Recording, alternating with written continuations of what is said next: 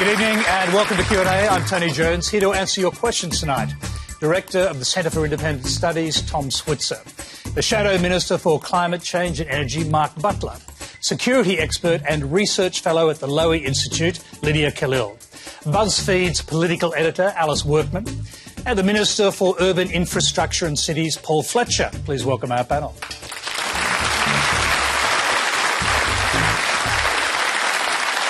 Thank you. Now, Q&A is live in Eastern Australia on ABC TV and live on iView and News Radio, 9:35 Eastern Daylight Saving Time. And you can stream us on YouTube, Facebook and Periscope. Well, the Minister for Social Services, Dan Tehan, was unable to join us tonight as his electorate of Wannon became one of the bushfire danger zones over the weekend. So a big thank you to Paul Fletcher for coming in at such short notice, and our best wishes to all of those dealing with severe bushfires at the moment. Our first question comes from Brian Healy. Brian Healy, I'm a member of the Association of Independent Retirees, and I am one of many thousands of Australians that have worked very hard and made some sacrifices in order to set up a very comfortable retirement, or try to. Now both sides of politics are drastically changing the rules to severely impact our financial stability. Is this unfair to us, as there's little we can do about it at this stage of life? We plan to suit the rules, and after we retire, you're changing the rules. Now, Brian, keep with us because we might come back to you if you've got something to say, but we'll start with Mark Butler because Labor's doing the most drastic changes. So, well, I guess you're talking about the dividend imputation changes, which are particularly relevant to people over 60, given the interaction with superannuation benefits. Dividend imputation was introduced about 30 years ago by Paul Keating to prevent the double taxation of company earnings, so at the company earnings stage or at the company stage and also at the shareholder level. So shareholders would be provided with franking credits that they could claim as a tax deduction against the taxation already paid by the company. So a way of dealing with double taxation. It was intended to prevent double taxation, and Paul Keating was very clear at the time that it was intended to bring taxation liabilities down to zero. In his language, it was not intended to provide cashbacks or refunds. You could bring your taxation liability down to zero, but no further than that. That's reasonably common. There are a number of other countries that have that sort of imputation arrangement that brings your taxable income down to zero. In 2000, so a decade and a half later, John Howard and Peter Costello, who were enjoying very good budget times because of the mining boom, decided to introduce cashbacks or refunds. So you could actually get a refund if the franking credits took your taxable income below zero. That was projected to cost about $500 million a year. It's now costing about $6 billion, and very soon we'll get to $8 billion per year in the budget, which is more than the Commonwealth spends on public schools. Frankly, in hindsight, I think it's a decision that should never have been taken by Howard and Costello. They should have known that the very big spike in national income that funded this change in 2000, a spike generated by the terms of trade through the mining boom, was always going to taper off. OK, I've got to ask you this. Is this what Labor has, for a long time, been describing as middle-class welfare? Well, we've made some tough decisions around a range of budget measures that we think were introduced at the height of the mining boom when the budget was enjoying enormous surpluses by Howard and Costello, but are unsustainable. For example, when you're talking about it amongst yourselves, do you use that term? No, I don't recall ever using that term, but we do. We have looked hard at things like the private health insurance rebate not being means tested. So we've introduced a policy of means testing that. Negative gearing arrangements we think are unsustainable through the budget and have created vast distortions in the housing market, particularly to the detriment of young first home buyers. All right, I'm going to interrupt you there. We've got the history. I'm just going to go quickly back to our questioner who's been listening to you. Do you accept this history? Because I guess what Labor is talking about doing here is unwinding what Treasurer Costello did in 2000. I'm quite familiar with the history. I'm a little bit upset because when the politicians' entitlements were changed, they got grandfathered, and I think that was correct. It was the right thing to do. Why can't you grandfather it for us, for the guys that have already been retired for quite a few years? Well, you're right. The changes to politicians' super that doesn't apply to Paul Fletcher and me. We don't get the old pension arrangements that politicians got if they were elected before 2004. We're making it clear that this is an arrangement that will kick in the future, in July 2019, if we're elected at the next election. So people have some time to rearrange their financial investments if they take the view that that's the best thing for them. But we have come to a very hard decision that this is just an unsustainable budget arrangement at a time when the budget is not in the position it was in 2000. This is a benefit enjoyed by and large at the top end of the income scale, not necessarily the taxable income scale, but the income scale, and we think that there are other priorities for the budget, our education system, our health system, that means we simply have to make this tough decision. OK, I'm going to go quickly to another question on the same subject, and it's actually from someone from the same organisation, and it is Rick Morgan. So, Rick, we'll bring your question in, then I'll start to bring the other panellists in as well. Yeah, I'm a self-funding retiree. Worked all my life. When available, we stocked a bit more into our super accounts, self-managed super fund, and this is for our retirement. Now, the rules have changed. As I was feeling pretty good up to last Monday till I got whacked with that announcement from Shorten, and it's going to affect us greatly. So it's the difference, say, between having private health fund, which I think is very important. We're trying to look after ourselves instead of putting pressure on the public system. And also, I don't know if people realise this will be a hit of 25% to our income, wage, call it what you like. I don't think too many people in this room would like to get hit with a 25% pay cut. Rick, just before I come to any of the panellists, just have you calculated what you personally would lose on an annual basis? Sorry? Have you calculated how much money from the cash refunds you wouldn't be getting? Yeah, I don't want to talk in actual dollars, but it's 25% will be what we'll be losing. Yeah, so is it in the thousands of dollars in your case, or? Well, so say it was 50 grand, for instance, we're going to be losing 12.5, so that brings our income down to 37.5. All right, OK. Which is only a bit above the pension. So I'm not saying that's our particular figures, but that's roughly how it works. Okay, let's make an additional point. I said that a number of other countries have this imputation arrangement down to a taxable income of zero. We are the only developed economy that actually allows cashbacks or refunds through the imputation arrangement. The other point I'd make is that part of the reason why this is blown out in budget terms is that at the time that Howard and Costello made this decision in 2000, superannuation benefits for people in their retirement phase were taxed. In 2004, Costello also took the decision to exempt all superannuation payments from taxation entirely. So this is also part of the reason why this has become a very big drag on the budget. Okay, now, Mark, very briefly, because we've got to hear from other panellists. Yep. Go ahead. No, OK, finish. OK, Paul Fletcher. Well, look, I think Mark's rewritten a bit of history there, because in 1998, the Labor Party went to the election with exactly this policy. In fact, they said this reform, to introduce a cash refund, will benefit many low-income retired Australians, including full-rate pensioners who are not otherwise embraced by the taxation system. So it's really about a question of fairness. If you hold a modest parcel of shares and you're getting dividends each year, those come with a franking credit attached to them. That at the moment comes as cash, and so you might be somebody who's on a full pension, but you've got a modest parcel of shares, and you use the cash that you get from those, or the cash that you get from that refund on the franking credit, to contribute towards your cost of living. Now, what Labor is proposing to do is to completely remove that cash payment. It's been positioned as somehow something that goes to the top end of town, but in fact 97% of franking credits go to people on less than $87,000 a year. In fact, half go to people below the tax-free threshold of just over $18,000 a year. So it's certainly not what Mr Shorten has portrayed it as. In fact, 230,000 pensioners are going to be affected by this.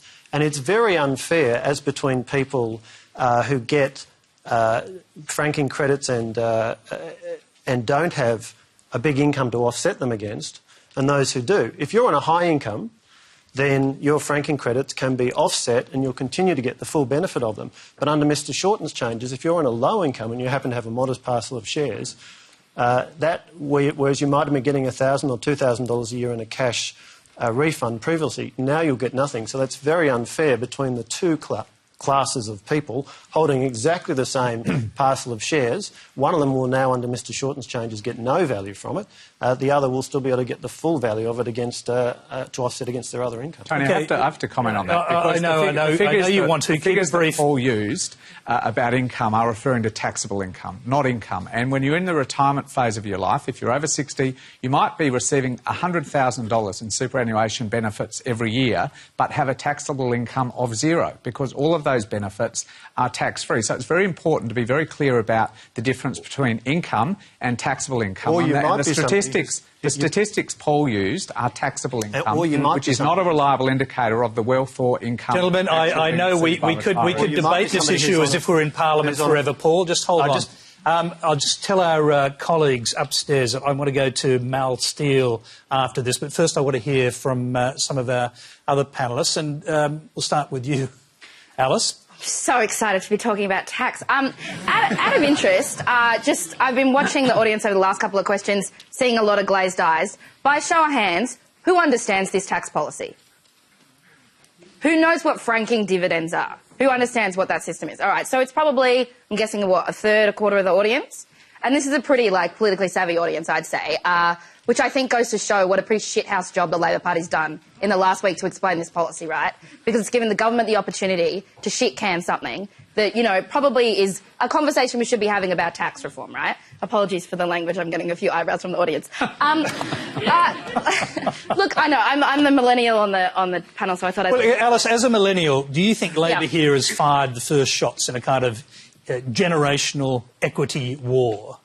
Absolutely. I think that we need to be having a conversation about tax reform. And frankly, I'm really suspicious of anyone that doesn't want to have this conversation because, let's be honest, they're probably older Australians who are pretty comfortable and know about these tax loopholes that you and I don't know about, or can pay someone that knows about these tax loopholes that you and I don't know about, and, are probably reaping the benefits, and that's why they don't want to talk about it, right? So, or that maybe millennials just aren't interested because the detail is too complex. But what would you say to them? Well, you were asking the audience if anyone understood what it was all about. You can accuse the people there of not talking about it. A lot of them are here precisely to talk about it. I was addressing the people at home that maybe don't understand the system, and let's break it down, right? People that pay little or no tax are getting cash refunds because they own shares in businesses that pay company tax. So they pay no tax and they're getting cash back, which to a younger person who is holding, paying the benefit of this tax. You've got baby boomers who are retiring, probably not the two questioners that we've heard from tonight who are probably in different situations, but baby boomers are retiring with cash in their pockets. They're probably owning one or two properties, and they've got this expectation that for the next 20 or 30 years they don't have to pay income tax or any kind of tax. And who has to pay the tax? It's younger people, right? So not only are they locking us out of the housing market, but they're also expecting us to pay more of their tax that they should be paying, because in 20 or 30 years' time, that's not the situation that I'm going to have when I retire. Things are going to change down the line.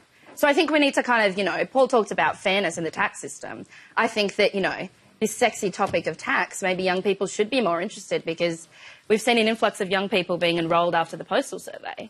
It'd be nice to see young people brought into the debate. Pensioners get brought up a lot of the time, and, I totally sympathise for people that feel like they've been dudded over by this change in tax policy. I mean, Labor has to win the next election, which is, let's see if that actually happens first before it comes in. But, my grandparents live in Long Beach, and I know that they're probably feeling pretty uncomfortable with the situation going on because they've budgeted in a certain way for their retirement. And that's pretty shit. That's a shit situation. But I think that if we're going to have a conversation about tax reform, we should have a conversation about, equity in tax, right? And I don't think anyone would disagree with that. Well, no, and I just think that, it's an interesting time to talk about why people who are considered low-income pensioners who have, a multi-million-dollar house, they've got over $1 million in super, but they pay no tax. But, Alice, that is not an accurate description of the people who are affected by this change. You could be somebody who's on a full pension. So if you're a single person, homeowner, on a full pension, you're allowed to have up to $250,000 of assets. So you might have the bulk of that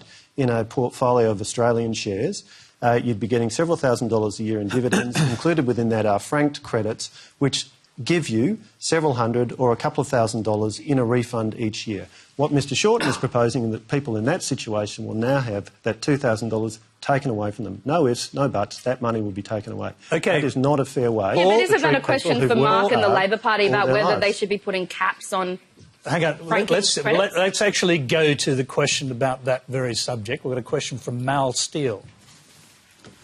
Yeah, my question is for Mark Butler. I'm a bit concerned that in this effort for the Labor Party to clobber the big end of town, they're getting lots of money, that they're actually going to be taking on the little guys. So will the Labor Party pledge not to impact the income of the many self-funded retirees who are not well off by using fairer means such as capping the amount that can be claimed? Well, as I think has been made clear by Bill Shorten and Chris Bowen and others who've been talking about this policy since it was announced over the last couple of weeks, we've thought carefully about it. This is not a measure we've taken lightly. It's one we've taken in the context of what we see as budget sustainability into the future and being able to spend money on education and a range of other measures. Also, I think, you know, to Paul's point, we've also taken this decision in the context of having opposed the litany of attacks on pensions under this government since 2014 when they tried to reduce pension indexation, they got rid of concessions, they've tried to increase the... Now, Mark, I'm going to ask you to stick to the answer to the question that was asked, which is about whether you're going to put caps I think that question has been asked to Bill Shorten and Chris Bowen, and the answer has been no, that we've taken the view that all of these questions of retirement incomes need to be taken as a package. We've taken a very strong view. So, sorry, this policy is untouchable, is that right? No negotiation, no changes, no caps? Well, I'm reflecting the position that's been outlined by Chris Bowen and by Bill Shorten. Until now. But that's not what Jed Carney said, though. Reflecting the position that Bill Shorten and Chris Bowen have outlined, which is the policy as announced over the last couple of weeks is the policy we're taking forward. Now, we've heard the response, particularly from pensioners, a small fraction of the pension population who are impacted by this. We've, I think, been the best ally pensioners can have had in the parliament over the last 5 years. We've opposed the litany of attacks under Tony Abbott and Malcolm Turnbull. And Bill Shorten's made a commitment that we're going to have things to say going forward about our support for pensioners between now and the election. So you're going to try and work out another way of compensating those who are going to lose at the lower end? Is that what you're saying? No. It means what Bill Shorten has said, which is that we'll have more to say about support for pensioners. I don't have the authority to announce what it is that Bill has been talking about tonight on Q&A. Okay, well, one thing I'd just like to say, we've got a lot of questions on this, all from men. And so if there are any women in the room, put your hands up and we'll come to you. Otherwise, we'll go to some of our other questioners. In the meantime, Tom Switzer. Well, already we've heard from 3 people raising very legitimate concerns. I don't know enough about this subject to be an authority on the ins and outs of it, but it's already clear that not all self-funded retirees are wealthy. And a lot of them are just mums and dads with small shareholdings. They like to use this money and they look forward every year from the ATO to get their cash refund to pay for anything from a refrigerator to their car registration to health insurance. Interesting fact, ATO figures show that there are 900,000 self-funded retirees, 90,000 self-funded retirees in 13 of the most marginal seats across the electorate. Now think about that. Now on average, they stand to lose something like $2,000 as a result of Labor's policy.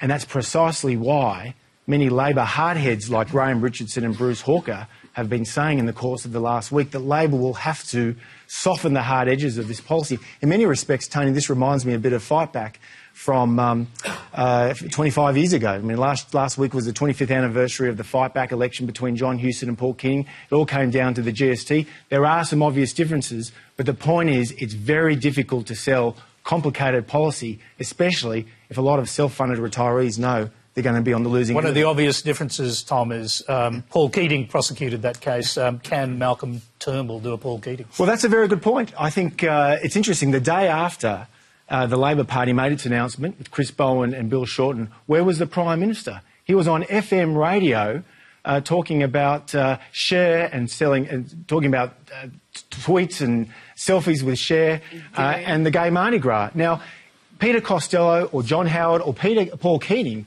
would use this issue and subject the Labor Party or the opposition to a lot of scrutiny. But Malcolm Turnbull, the question is he capable of doing that? Well, I have to tell you one thing, though. Paul Keating seems to be backing this new policy by Labor. So, well, that's true, but he also supported the GST in 1985 and he went against it. I'm going to quickly go to another questioner on this subject, and it's Mark Tranter. Go ahead, Mark. Thanks, Tony. Good evening, panel. I'm a self-funded retiree. And I'll be affected to the tune of several $1,000s if Labor wins the next election and successfully implements its removal of the refund, the franking credits. Fortunately, my arrangements are not tied to that refund, but I sympathise with those who might be, to a greater degree than me. I view this as a reasonable adjustment to the way the government raises money, which is to pay for roads, rail, health, pensions, education, it goes on, and then at the end of it there's something called a budget deficit apparently as well. Governments have got to raise money from somewhere. Is it not possible to have a sensible discussion about taxation and not just about reducing taxes? I'll start with the non-politicians first, and Alice, go ahead. Yeah, absolutely. Absolutely. And I mean, to the government's credit, they're trying to crack down on multinationals at the moment, but, that's a big area of people that probably should be paying a bit more tax than they are, or any tax at all in some cases. And I think absolutely we need to kind of change the way we talk about tax. Tony mentioned that millennials don't understand it or aren't interested, and, that's probably true, I think. Well, I mean, otherwise... Kids? Do your kids talk to you about Otherwise, well, I mean, the question that's often asked is why aren't they out in the streets fighting for income equity and other forms of equity, but they're not generally. So... Well, I don't think that's true. I think the young people are interested in politics, but they're not engaged in the debate because they're not included.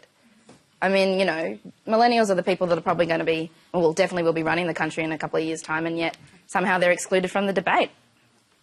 Let's go around the... Lydia, you've been listening to this. I know you're a foreign affairs expert, but you do live here. And it should be said, you're married to a Labor politician as well. So, in fairness, we should state that. Go ahead. Sure, OK. I'm one of those people who is guilty of not understanding amputated francs. But I will have to say that I do look at this as an issue of generational fairness, first and foremost. I can't pretend to know about the details. I certainly do sympathize with people who've contributed to society through their work and deserve to get the benefits of that. But I just keep on going to the fact that this is an $8 billion drag on the budget, and people are getting refunds with no tax liability. Now, someone who grew up in another country, that doesn't seem sustainable to me given the current deficits on our budget. There has to be other ways to balance the budget to do that. It's a huge drag. I think people of younger generations, I know pensioners are important to the vote and to society, and they need to be looked after, but it is an issue of generational fairness. Young people may not be talking about the details of tax policy, but they are certainly talking about inequality. And it's not just inequality between the rich and the poor, it's inequality between the generations. Now, the baby boomer generations and current retirees have had ample time and a lot of opportunity to create their wealth and their wealth portfolio, and have had a better economic environment than the current, maybe say Gen X generation or millennials after that. So there's that to consider as well. So I can't offer you any insightful details about the ins and outs of this, but that's, as someone who's not an expert in this area, that's what I'm looking at, as an average person. Let me quickly go. Maybe one of the reasons that young people aren't necessarily engaged in tax, but they are engaged in other things. So, one of the biggest things that the government have just reintroduced is drug testing on young people, right? So if you look at what young people are being put through, unlike the pension, which is tied to income and inflation, New Start and youth allowance haven't increased in, I think, since 1994. So if you live in Sydney and you're on youth allowance or New Start, after paying rent, you get about $16 a day, which is pretty outrageous. So I think that the way that the kind of young people are being brought into politics is through these, probably pretty pathetic measures to try and punish them for smoking a joint on the weekend. And university fees are increasing, housing prices are increasing. This is all of the stuff that's impacting younger generations. Can I just quickly go back to our questioner, because you... How do we get on to smoking joints? Mark Tranter, you said you thought these were reasonable changes. Do you actually, listening to this about generational inequity, is that something that worries you? I think that's a huge problem. I think, it's a great benefit when the change was taken, regardless of when the history was and who first thought about it in 1998 or 2000. But if it was that particular measure, it's a great benefit to say, all right, I haven't paid any tax, I don't pay any tax, but I'm going to get a refund. And then, that's only benefiting people like me who've got superannuation and have the reduced taxable income that the two of you were talking about earlier on. I get, the reason I get it back is because I've got that reduced taxable income. So I think it's, I've managed to take advantage of the arrangements that have been in place and continue to take advantage of those. And this is one that we've got to look after the equity between the generations. So you're worried about young people and where they stand? My children, grandchildren. Yeah. OK, fair enough. Mark Butler, I've got to say, it's taken Labor a long time to get to this point. Is it only now that you've done the mathematics on who wins and who loses with this policy? Well, to be fair, I think we've had more policy out there than any opposition I can remember, perhaps with the exception of Fight Back in 1993. Look where that ended up. We've, I think, been quite courageous in talking about some of these very difficult tax concession arrangements, whether it's income splitting through family trusts, negative gearing, this one, because the federal budget is facing a triple whammy. I mean, we've got the end of the mining boom, which took that spike in national income away from us, which had funded a lot of the measures that Costello introduced. We've got the impact of the GFC still in the budget, and we've got quite a substantial demographic shift or step up in the profile of our population, with the bulk of baby boomers starting to hit the age of 65 in 2011. So we've got a range of budget pressures. So just talk to this generational equity issue, which has been spoken about by a number of panellists. Yeah, so we've got to find a sort of tax and spending balance that reflects those three realities, particularly the end of the mining boom and the demographic shift with the retirement of the baby boomer generation. Otherwise, this budget is going to get further and further into deficit. We've had gross debt hit $500 billion recently. The deficit this year will be 8 times what it was projected to be in the first Abbott and Hockey budget, and that is going to get more and more difficult for not just our generation trying to run things, but as Alice says, the future generations. Yeah. And that's why we've taken these difficult decisions. OK, and Paul, I'll give you a right of reply. Make it brief because we've got to move on. The right of reply would be, you know, for Labor to be talking about debt and deficit is really remarkable given their track record in government. But the point I'd make is this is now $200 billion worth of new tax measures we've seen announced by Bill Shorten. So you're going to see a very clear choice at the next election between a high-taxing Labor Party and a coalition which wants to get the budget into balance by appropriate spending discipline and getting the right mix. So there is a very clear choice here. This is a high-taxing measure from Labor, one of many. OK, let's move on. You're watching Q&A. It's time to move along. We have other subjects to talk about tonight. The next question comes from Alexandra Seville. Hello. So I can't help but compare recent events and responses such as the Russian nerve gas attack to the causes and contributing factors leading to the Cold War that I've studied in modern history. Do you believe that there's an amicable way to dissipate such tensions, or is a repetition of history inevitable? Lydia, we'll start with you. Oh, thank God, a foreign policy question. This is easy by comparison. No, I think it's an interesting point that you make, but I'm not quite convinced that we're hitting a Cold War 2.0 moment right now. So let's take a look at the differences between what we're seeing now and what it was like when there was an actual Cold War. So in the actual Cold War, you had a bipolar moment in world affairs. You had two powers that were of relative parity, the United States and the USSR. They weren't exactly equal, and the USSR's influence dipped as the Cold War dragged on. But they competed on a grand scale, on a global scale, and there was an ideological appeal of the USSR versus the ideological appeal of the United States and democracy. You don't think Putin is moving in that direction and creating an enemy outside of Russia for his own political purposes? Well, he may very well be, and I think he is trying to do that. But when you take a look at the power balance between the two countries, it's Western interests in the United States in particular and Russia. There's no comparison in terms of power. The United States is overwhelmingly powerful militarily in terms of the strength of its alliances, economically, and the strength of its population. Russia is in no way equal to the United States. And Russia seems to have the power to influence an American election. Well, it's certainly the issue of the Russian meddling in the election, what it's doing in Moscow, its other covert actions, the spoiler role it's playing in the Middle East, it's meddling in Europe with the annexation of Crimea. These are all peripheral in comparison to what the actual Cold War was. So Russia's playing a spoiler role, and certainly all of this stuff is extremely troubling and deserves to be answered. But if we're saying, is this another Cold War? Not between Russia. If there's any Cold War happening into the future, it's going to be with China, because China is the one who has patiently been, over the decades, asserting its global dominance. It's asserting itself as a center of trade and a promoter of trade in its own right. It is challenging the United States militarily, especially in naval waters. So if we're going to see any type of Cold War in the future, it would be with China rather than Russia. Tom, what do you think? Just had Vladimir Putin elected for another 6 years. He's virtually a president for life in the same way that Xi Jinping is in China. Well, one can disagree with Putin and think that he's a thug that leads a pretty brutal regime and still recognise that, all things considered, Russian foreign policy has been defensive and reactive to what I would argue has been misguided and provocative Western foreign policy since much of the period since the end of the Cold War. I think, in many respects, this new Cold War is, in many respects, more dangerous than the old Cold War from 47 to 89 that you studied in modern history. And that's because there are currently now 5 hot wars. We have a NATO build-up in the Baltic and the Black Sea. We have tensions in eastern Ukraine. And, of course, there's the standoff in Syria, in northwest Syria, between Syria and America. And what's different about this crisis compared to the Cold War is that 2 of those hot wars are taking place along Russia's borders. During the Cold War, the epicentre of the Cold War was during the standoffs in Berlin, the East-West standoff.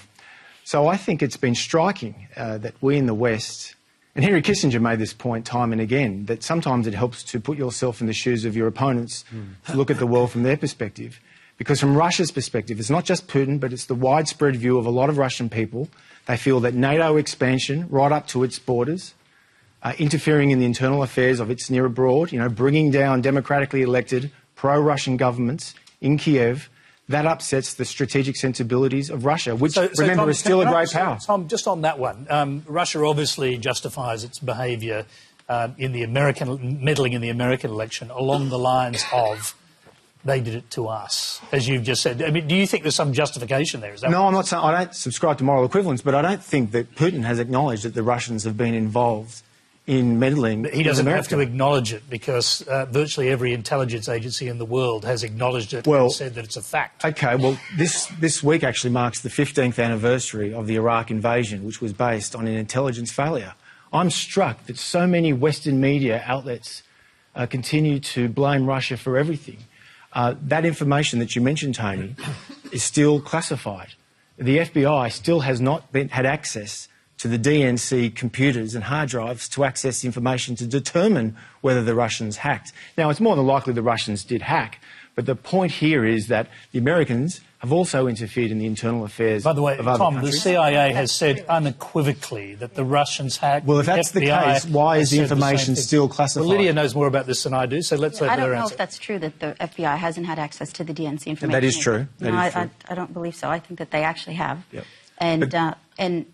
So what are you saying? Are you denying? Are you saying that they... No, I'm simply saying that... Or that there's an equivalence between an intelligence failure and meddling in elections? Which is not to say that the U.S. has meddled in elections in the past. They have. But so what are you saying about Russia exactly? I'm simply saying that there's been a mindset in the West that has treated Russia as the profound loser in the Cold War. And the reality is that the Cold War did come to an end via negotiation. George H.W. Bush negotiated with Boris Yeltsin an agreement that in exchange for Germany to be reunited, NATO would not go east. And that's precisely what happened. And just last week, we learnt from archival material that Boris Yeltsin was lied to by President Bill Clinton. Okay. So from a Russian perspective, these things are building up. It's a thuggish regime, but one can acknowledge that and still recognise that its behaviour has all things being considered, reactive to Western policy. I'm just going to make the point this is a little bit like a kind of foreign affairs version of the tax imputation debate, but I will Well, it's one of those issues that does go beyond left and right. I will nonetheless just get quick answers from others on this. Paul, are you concerned about a Cold War? And the question is set this against the poisoning with chemical weapons in Britain of a Russian dissident. There's been many killings, actually, along those lines, and virtually everyone in the intelligence community, the police community, think the Russians did it. Well, look, it's clearly horrifying that on all the evidence, Russia is using chemical weapons against individuals in the UK, and so it's entirely appropriate. There are very strong protests being made by the UK and other nations, of course, including us. Do we regard that as a terrorist act, by the way? Well, I think, I'm not going to get into definitions, but I think we regard it as something to be extremely concerned about and something to be sending a very strong message about. But I think I tend to agree with Lydia's analysis on this, that if you go back to the US political campaigns at the times, presidential campaigns, Kennedy came to power talking about a missile gap against Russia. There was a perception in the US that the USSR was equivalent. In many ways they were. A lot has changed since then. Of course, Russia remains a country equipped with a very powerful nuclear arsenal. They're a very substantial nation, there's no doubt about that. But there's not the same sense, I think, of economic equivalence as there was 50 plus years ago. And so while I'm not suggesting for a second we shouldn't be very concerned about some of these developments, I'm not sure I would quite frame it in the terms of another conflict. Well, I'll just pick up very briefly, Tom's point. That is to say that there are trigger points in the Baltic states, yes, which Putin could try and take over again. They're part of NATO. If he did that, NATO would be involved militarily. That would be nuclear powers pitted against each other. It's possibly as dangerous as the nuclear confrontation in North Korea. Clearly, in a global world, there are a range of conflicts which could get more serious, and they're pretty serious right now. I guess I'm simply arguing that if you go back again to Cold War times and you look at the Korean War or you look at the Cuban Missile Crisis, there have been quite a number of these very scary moments where things were bad and could have got a whole lot worse. And so I think in asking the question, are we in a new Cold War, we need to judge the present situation against some of the situations that we saw in history. Let's quickly hear from other panellists. Alice. It's quite an interesting question. You're giving me kind of flashbacks to the HSC, which is making me feel a bit uncomfortable, Alex. But the Buzzfeed in the UK have done a lot of reporting on this, and there have been 14 chemical weapons cases in the last 12 years, which have been serious poisonings. We're talking, basically people that have no brain function or have died from chemical weapons attacks. So that's it's a pretty scary thing to think about, especially when you consider the place where it happened in England is the equivalent of somewhere like Bury in Australia, which is, a pretty small country town. You'd expect to see it on Midsummer Murders and not necessarily happening in real life. But, I'm not going to weigh into the foreign affairs of it and say whether or not I think it's a Cold War. I don't know enough about it. But I think that, it's something that I know that a lot of young people are pretty scared about. Mark. Well, I remember the 1980s. I don't remember the 60s, but the 1980s, as you had an assertive Reagan leading America and you had a series of sort of ageing, pretty doddery Russian leaders trying to prevent the USSR decline. It was a scary time, and there were risks of really quite significant global war that I don't think are reflected in the position we find ourselves in with Russia now. I'm more worried about the Korean Peninsula, I have to say, than I am about Russia. But I do accept that that Putin's behaviour is thuggish. Now, I don't have a particular view about the causes of that and who started it, to use primary school language, but at the end of the day, Putin's behaviour has been very thuggish, and this chemical attack on the UK... For which we have no evidence still, that the May government still has not released any evidence to support these claims, by the way. But if it is an attack that is traced back to the Russian state, then it's not an act of terrorism, because terrorism is political violence by a non-state actor. If this is traced back to the Russian state, this is incredibly serious. And I think Labor and the government stand together, standing with the UK in expressing outrage at this attack. This is a shocking attack. Now, Tom's right, we still have to look into the evidence about where it came from, but if it is true that it came with support from the Russian state, then that is incredibly serious. Why would Putin jeopardise his already strained relations with the West by doing this? Well, why did he kill 13 other people? Well, I mean, the broader geopolitical point, though, is that Russia is still a great power. Why are his opponents in Russia mysteriously dying? I don't doubt that, but he wants to end the sanctions. This only tightens the screws on him. But the point, this is why I think, getting back to your question, this is a much more precarious situation today than it was during the Cold War. Russia is still a great power. It's a declining great power. I mean, demography is working against it. It's a declining great power, but it's still a great power. And all great powers play hardball to protect their vital national interests in their near abroad. Okay, we've got great power in its own mind, I think. We've got another the question. danger is you've got NATO right on its doorstep and great increases power the likelihood politics. of a conflict. Sorry, guys. That's from Jerry Hayder. Under Donald Trump, the White House has seen 18 firings and resignations, including most recently Rex Tillerson from the role of Secretary of State. Clearly, this is an administration incapable of holding on to its own members for longer than a few months. Would it be wise to trust it with the fate of the free world as negotiations with North Korea approach? Lydia. Not that we have a choice. Yeah. Russia's not going to be an alternative, so. The Tillerson firing. You know, look, it did not come as a surprise to me, nor I think anybody, that Tillerson was fired. I think that if you call your boss a moron, it's pretty hard to hold on to your job, which Tillerson did, is reported to have done. Truth being his only defence. Yes. I have a lot of criticisms of Trump and the Trump administration, but I'm not sure that him getting rid of Tillerson would be one of them, because you've seen a lot of divisions between Trump and his own cabinet, and it's kind of sowed even greater confusion and chaos than Trump is already kind of pre-inclined to do. So we have situations where President Trump would say one thing and his cabinet would say the other thing on many issues. Tillerson, with Mattis, with Cohen, his economic advisor. Now, in the United States, it's different than in Australia, obviously. Cabinet members and senior advisors to the president serve at his pleasure. And so the President of the United States, whoever he or she may be, does deserve to have a cabinet that is on board with his policies. And that wasn't the case with Tillerson, with Cohen, and with others who have resigned. So in some way, even though you may not like the policies that are coming out of the Trump administration, at least it will give us a bit more clarity where we don't have two conflicting messages from the president and some of his senior advisors. So briefly, the questioner asked, can you trust Donald Trump with the sensitive negotiations in North Korea? And the remarkable thing, actually, is that there are now likely to be some face-to-face negotiations. It has to be said. Yeah, I mean, this North Korea thing also, too, has given me, I think, a lot of others as well, whiplash. You know, we have, in one instance, Trump calling Kim Jong-un names over Twitter and saying that his Secretary of State is wasting his time pursuing negotiations on 1 month, and then a couple of weeks later saying, oh, well, I'm willing to sit down and meet with him. So everyone's getting a bit of whiplash with this. No one's sure exactly what it all means, if these meetings will even happen.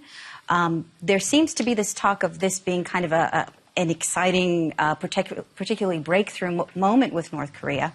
But I'm not quite sure what the breakthrough is exactly yet. I mean, if you take a look at the two things that people are saying are a breakthrough, one, that a U.S. president is willing to meet with a North Korean leader, which has never happened, and the other is that the North Koreans are saying that they're willing to demilitarize.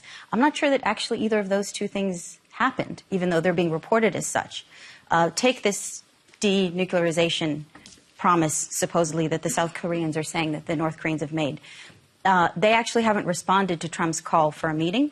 And also, they have not actually said that they would denuclearize without conditions. Instead, they have talked about denuclearization. That's a tough word to say over and over again, many times, in the same way they have in the past, only if the threat of the United States is removed. Now, the Trump administration has gone hard and hawkish against North Korea, so that threat is not removed.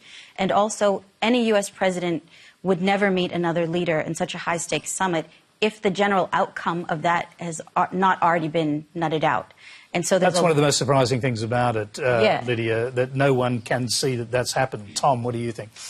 Well, look, credit Trump for getting Kim to the negotiating table. I mean, last year the overwhelming consensus was that because Trump was so rude and crude and issuing all these provocative threats like fire and fury that this would lead America down the path of a preventive war. But he's got Kim and the regime to the negotiating table. But he hasn't actually. They haven't responded to that. OK, but we're in the process. He's now talking the language he actually spoke about in 2016 on the campaign trail when he upset the sensibilities of a lot of liberal interventionists and neocons by saying he wanted to meet with Kim. But look, this is the cold, hard reality. The North Koreans would be crazy from their perspective to give up nuclear weapons because they see them as the ultimate deterrent to a foreign attack. And when Pyongyang sees the Americans striking at Assad's Syria, as Trump did a year ago, when they see the Americans bring down Saddam Hussein in Iraq 15 years ago, when they see the Americans help bring down Colonel Gaddafi in Libya in 2011, that provides a powerful incentive for the North Koreans to maintain their nuclear arsenal. Kim is not crazy. He's not crazy. He wants to ensure the survival of his regime. So if Trump and the other negotiators think that this is all about denuclearising the Korean Peninsula, I suspect they're gravely naive. All right, quick answers from other as Churchill said, jaw is better than war. And if these talks proceed, well, that's certainly a better sort of direction than we've been going in for the last 12 or 18 months. The only thing I'd add, I think, is a view that it's important that China be engaged. I mean, China is a critically important player in any attempt to achieve a meaningful, denuclearisation of the Korean Peninsula. So lots of detail to fill in, but it's certainly a more promising direction than we'd seen. The other thing I would say is I think the government and Labor are on the same page on this. It's important that the pressure of sanctions not be relieved here, that this is an important part of the overall pressure to try and get some sense on this peninsula. So, Paul, does the government back the idea of direct negotiations with the North Koreans? Well, obviously there has been a lot of pressure put on through sanctions. We've supported tough sanctions regime. The North Koreans have played this game before, and so I think we look at this, frankly, quite cautiously. Never face-to-face with a US president. Nevertheless, in principle, for there to be talks, if that happens, that's certainly a positive development, but we do look at it, I think, quite cautiously. We'll judge it on what comes out of that. OK, remember, if you hear any doubtful claims on Q&A, let us know on Twitter. Keep an eye on the RMIT ABC Fact Check and the Conversation website for the results. Next question is from Adam Smallhorn. Given the poor performance of the SA Best and the Greens over the weekend, is there any hope in Australia for a third major political party, or are we destined to be governed forevermore by Labor and the Coalition? No offence to existing panellists, of course. Alice, what do you think? I think it's there's a couple of different issues that have been happening with third parties at the moment, and you've got to take them all within different contexts. So state elections are going to be different from federal elections. By-elections are going to be different from other elections as well. I think that Nick Xenophon's a pretty interesting character to have gone from state politics to federal politics, back to state politics, not win a seat. I'm expecting him to pop up as the Lord Mayor of Adelaide next, I think. But I think that if it's proven anything, it's that, you know, it sounds pretty dull, but like economics wins elections, right? So when Nick, it wasn't helped by the polling that came out at the start of the race, which kind of put him up as a viable third possible premier, something that was very unlikely to happen. I'm not going to bag the polling. It was kind of a snapshot of the situation at the time. But, you know, when offered up as an actual viable possible premier, I think people thought, oh, we're okay with them as a protest party, but, you know, we're not particularly interested in them having any kind of real control and power. And he shot himself in the foot, I think, with his pretty pathetic election ads, but also his actual inability to answer policy questions and to have wide-ranging policies. And he's, you know, he called himself Vegemite by spreading himself too thin, picking the wrong electorate to run in because that's where he grew up and not an electorate where he actually had some kind of support. So I think you can kind of put SA Best to the side and say that maybe it was a failed experiment that only really works in federal elections when you can elect someone to a Senate to a balance of power position as opposed to kind of any actual authoritative power position in a state party. But, I mean, if you want to look at Batman and the Greens and what happened there, it's kind of a different kettle of fish because, you know, no offence, Mark, but, like, how amazing that when the Labor Party actually offers up a pretty good candidate, the electorate goes with them and not with the Greens. So I think that that's a really different case, and they kind of have to be taken on their own merits. But, you know, protest parties have a certain place in Australian politics. We haven't seen anything like 1998 when One Nation really kind of took hold. You've got to remember the last federal election was a double dissolution, so One Nation won 4 seats in the Senate when they really should have not. They only should have won 1 or 2, and that was purely a double diselection issue, which is boring politics that I won't get into. But, you know, I think there is a place for, like, third parties, but you've got to kind of look at the Greens and say, have they reached the peak of, you know, that kind of left-wing people that want to vote for the Greens and not vote for the Labor Party? Maybe they've reached their cap. Maybe there just aren't enough people in Australia that want to vote for the Greens, and, you know, they have so many splits in them at the moment as to what's going on from the kind of Bob Brown party that they started with. You know, those kind of core people are probably going to continue to vote for them. But look what happened in Tasmania at the last state election. Let's throw that to the other panellists. Tom. Well, there's no question that the two-party hold on Canberra is still evident, but I do think it faces challenges, and it's not so much from populist insurgencies, it's more coming from the splintering that's taking place on both sides of major politics. So the coalition in 2016, at that election, I think something like 1 million Conservatives did not vote for Malcolm Turnbull. They voted for right-wing alternatives like the Conservative Party, Pauline Hanson's One Nation, Xenophon to some extent, David Lowenhelm's LDP.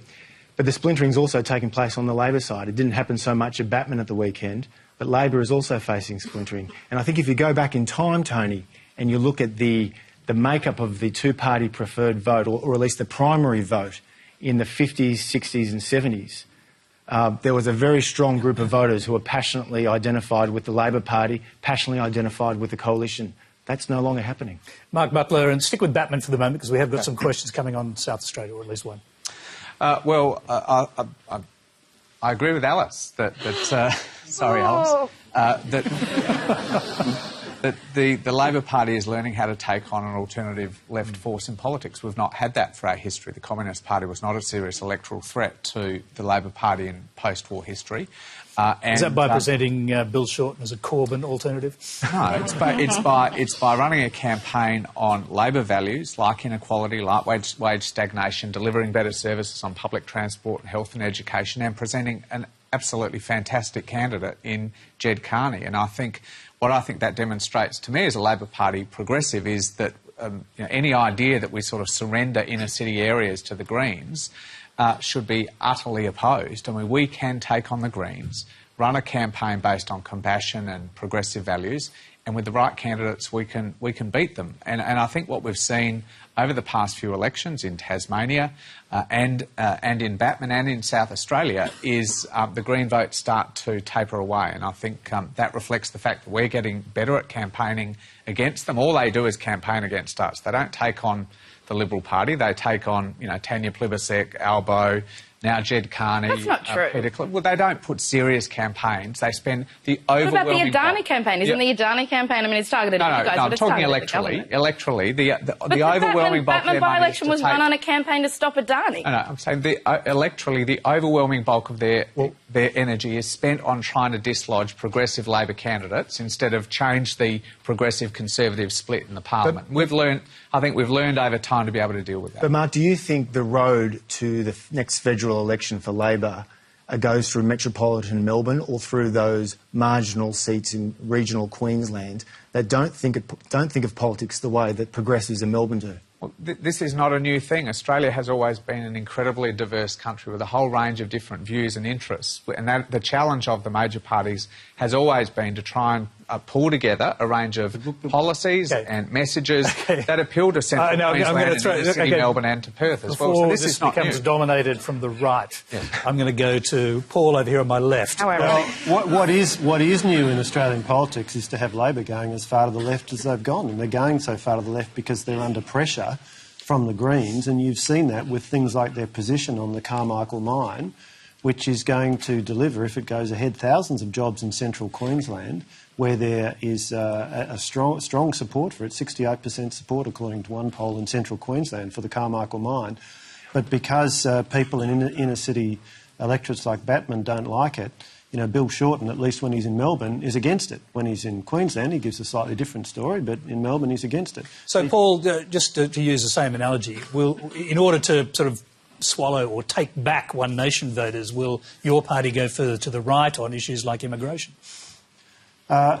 We have followed a very consistent path, and what we have not got ourselves into is the mess with a leader. In the case of Bill Shorten, it's unclear what he stands for and whether he supports traditional blue-collar Labor voters in coal mining and other sectors, or whether he's more interested in getting votes from inner-city Greens. Well, it seems like, based upon the result in Batman, that's where his priority is. But when it comes to a general election, there will be some very sharp questions that Australians will be asking on issues like support for the resources industry, on issues like border protection, on issues like a whole range of issues which are of interest to mainstream Australians, but where Labor is under real pressure from the Greens. But you do have politicians in Queensland like George Christensen who, you know, just in the last 24 hours condemned the government for spending money on abortions. And, you know, he's leaning far to the right because he's afraid of getting One Nation, from losing votes to One Nation up in Queensland. So there definitely are people within the Liberal Party that are leaning to the right. Alice, we'll take that as a comment and move on to our next question on the South Australia, so we don't run out of time. It's from Lisa Hammond. This weekend saw the Liberal Party win the South Australian state election. They won on a policy platform of creating jobs and lowering taxes at the expense of the longer-term focus on investment in renewable power from the Labor Party. How will the change of government impact on the plans for the partnership with Elon Musk's plan for giant batteries? And will this result have a wider impact on the need for continued investment in renewable power across Australia? I'll start with Paul Fletcher, and because it's your colleagues in South Australia who've won a big victory. Lisa, it was a very good result in South Australia. Now, the incoming Premier, Stephen Marshall, has made it clear that he's interested in investment from anybody who wants to invest in South Australia. He's made it clear that South Australia is open for business. But at the same time, this election really was, in Jay Weatherall's own words, a referendum on his renewables policy, where he promised, he doubled down like a gambler going back after losing. He doubled down. He wanted to go from a 50% renewable energy target to a 75% renewable energy target. Now, the consequence of his policies was that South Australians faced the highest electricity charges, the highest retail electricity charges in the country. And Jay Weatherall was right. It was a referendum on his renewables energy policies. And the South Australian people have voted for a Liberal government, and it's going to be, I think that's good news for South Australia. It's a business-friendly government, and it's a government that's determined to help that state grow, and it's a government that I think will also engage sensibly and constructively with the Turnbull government when it comes to the National Energy Guarantee, which is so important so we can achieve all the objectives of energy reliability, energy affordability and meeting our Paris emissions targets. So, Paul, very briefly, we've heard from the number of your cabinet colleagues, from the Prime Minister on down, that storage for renewable energy is absolutely critical. So, just to go back to the question, the Elon Musk deal with South Australia, do you want that to go ahead? Look, as I understand it, that deal is conditional on investment coming from the private sector. So I'll leave it to Premier Marshall to indicate his precise position on that. But as a general principle, he's made it clear. He wants investment in South Australia. South Australia is open for business. Of course, the Turnbull government is delivering or is committed to Snowy Hydro 2.0, which will be an enormous renewable battery with water pumped up the hill, so that when energy is needed, you can release water to come down through the turbines and generate energy. OK, all right, moved off South Australia, but go ahead. Well, of course, snow is only renewable if you build renewable generation to pump the water uphill. Otherwise, you're using coal-fired power to pump it up the hill. So it really depends what you put in, depending on what comes out. Look, South Australia, this was not a big victory for the Liberal Party. There was actually a 1.5% two-party preferred swing against the Liberal Party in this election. What happened was the Electoral Commission delivered 4 Labor seats to the Liberal Party in a redistribution, and Stephen Marshall appears to have been able to maintain that status quo and nothing more. They had a 7.5% primary vote swing against them. This was not a big victory. We've seen 16-year-old governments. We've seen 16-year-old governments over the last 3 decades swept away in electoral oblivion. Jay Weatherall can hold his head up very high after 16 years of good leadership. Now, to the point of 75%, there was a poll on the election day on the front page of the Advertiser that asked South Australians whether they'd be more willing or less willing to vote for the Labor Party on the basis of Jay's 75% target, and far more South Australians said they supported the target than opposed it, far more. And we've seen this in poll after poll that has shown that South Australians are proud of the leadership that their state has shown in the transition to clean energy. If nothing changes from the plans that are already on the books, the biggest solar thermal plant in the world to be built in Port Augusta, enormous investment by Sanjeev Gupta, who bought the Whyalla Steelworks in renewable energy. If those plans proceed, we will be at 75% in South Australia by 2025. So if Stephen Marshall doesn't support 75%, I'd like to know which projects he's going to shut down. Just briefly, the Elon Musk deal, that was the one mentioned. Well, the Elon Musk, the big battery is already operating. It's been operating incredibly effectively over the course of this summer, a very important part of making sure that our nationwide system was reliable over the course of the summer. Now, Jay Weatherall also announced a plan for 50,000 low-income, mainly public housing households to have access to solar panels and batteries, the world's largest virtual power plant, all connected by software, that would be introduced by Elon Musk. And as I understand it today, Stephen Marshall has said that he will be withdrawing support for that program, which I think is a terrible pity. There's time for one last question. I'm going to go to that so we can hear from all the panellists. It's from Alan Hamilton. Am I delusional in thinking that President Trump has done enough in a rising American economy to get a second term in 2020 if he chooses to run? Lydia. Oh, God, I hope not. I always thought that Trump would either be impeached or get 2 terms. But I think that with the Mueller investigation coming down on him and the very risky moves that he's taking to impede that investigation, most recently with the tweets that he's fired off against the Mueller investigation. That's a tweet, not an actual impeding. He hasn't sacked Mueller. That's right. He's talked about it, but... Yeah, he's talked about it, but... The Republicans in Congress would not stomach it. Yes, so to my point is that I think that provocation by him is starting to get the rise out of congressional Republicans finally, because they've stomached a lot from him, and I think that this might be the red line that does it. So if he does that provocation and he does make any moves against the Mueller investigation, that could be the beginning of the end for Trump. Tom, that was about Trump's economic success or otherwise, and whether that creation of jobs, which was already happening, of course, under the previous administration, but has continued and may get better. The economy may go through a bit of a golden era. Could Trump come back for a second term on the back of good economic... Well, given how so many of us wrote him off time and again in 2016, you can't write him off again. I mean, the reality is that the American economy is booming. It's a 3% annual growth right now. I think the average growth rate during the Obama years was 1.6%. Now, admittedly, that was in the aftermath of the global financial crisis. But we've got 17-year low unemployment, 13-year high manufacturing. There's a consumer confidence that's quite evident in America. The Wall Street has been up, notwithstanding some recent downfalls. So there's good reason to be bullish about the American economy. The other point to bear in mind is that Trump's political base remains very strong.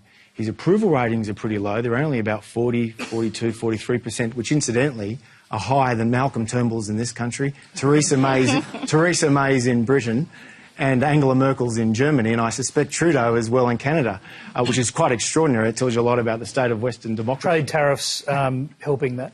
No, I think the trade tariffs are a bad thing, although bear in mind this is Trump resonating with the core base. I mean, that's what I was asking. The white working class folks who voted for Trump in those Rust Belt states, in Ohio, Pennsylvania, Michigan, Wisconsin, they usually vote for Democrats. Here they voted for Trump and they got what they wanted. They wanted tariffs on Chinese steel and aluminium. It's bad public policy, but it's good politics. So that resonates with a lot of folks who are anxious about the state of the economy. They haven't seen a real wage increase in 30 years. So Trump has his problems with the Mueller investigation, no question about that. Lydia is right. Although it's important to bear in mind that at this stage there is still no evidence to prove any collusion between the Trump campaign and the Kremlin in 2016. But don't write the Donald off. Yeah, Mark. Well, assuming the Mueller investigation doesn't bring him down, and I'm not as expert as Lydia and Tom on that, then I think a critical question is going to be how the Democrats responded, because I think their campaign at the last election was poor. I think they took for granted those 4 states in particular that Tom referred to, and their ability to get off the canvas, run a strong candidate and a strong campaign is going to be critical to this question. We'll get an indication at the midterm election. That's right. Also critical will be whether or not the promises, the very significant promises of utopia that Donald Trump made to those communities that were doing it tough in the post-GFC world, are doing it tough with the impact of decarbonisation in parts of the economy, whether those promises are able to be fulfilled or whether they're seen by those communities as having been false promises. So I think to a very significant degree this will depend on the way in which the Democrats regroup after a devastating loss in 2016. So, Paul, I suppose it's a big question for the government, because you'll have to decide if you retain power whether you could cope with another 4 years of Donald Trump. Well, it's the government's job to deal with the President of the United States, whoever the people of the United States choose. And, you know, Malcolm Turnbull's been doing a very effective job of that, a very effective job. Just look at the fact that President Trump specifically excluded Australia from steel and aluminium tariffs. Do you think they've got a lot in common? No, what I think is that a lot of hard work has been done on a relationship that is enormously important for Australia. You know, frankly, at the end of the day, it's a luxury or an indulgence for members of the Australian government to be commentating on what might happen in the next US election. That's a matter for the American people. The job of the Australian government is to do our best to maintain a strong and effective relationship with the country that is our most important security partner and one of our most important economic partners. And Malcolm Turnbull and the Turnbull government have been doing a pretty effective job of that. Alice, I'll give you the final word. And make sure that Greg Norman's on speed dial so that he can help you out with your negotiations, most probably. If it's in Australia's national interest, then yes. Yes. No, you should go golfing with the Donald and try and talk his ear, Paul. If it is in Australia's national interest, then yes, we will use whatever help we can find. I think that it's all about viable alternatives. So whether there's an alternative within the Democrats or the Republicans, I think the world's still waiting for that Love Actually press conference moment where someone, you know, stands up publicly and actually kind of confronts him face to face and tries to, you know, take him on and give, you know, it's all about alternative government. So if there's no one that's, you know, providing a good option, then of course they're going to stick with Donald Trump. That's kind of how the American system works. And, you know, thank God we have a different system here, because I wouldn't want to be running against him. I thought it'd be in more danger from Muller than a Love Actually moment. You know, look, it's not a great film, but I think you should watch it, Tony, because maybe you could learn some stuff about politics. Well, thanks very much, Alice. That's all we have time for tonight. Please thank our panel, Tom Switzer, Mark Butler, Lydia Khalil, Alice Workman and Paul Fletcher.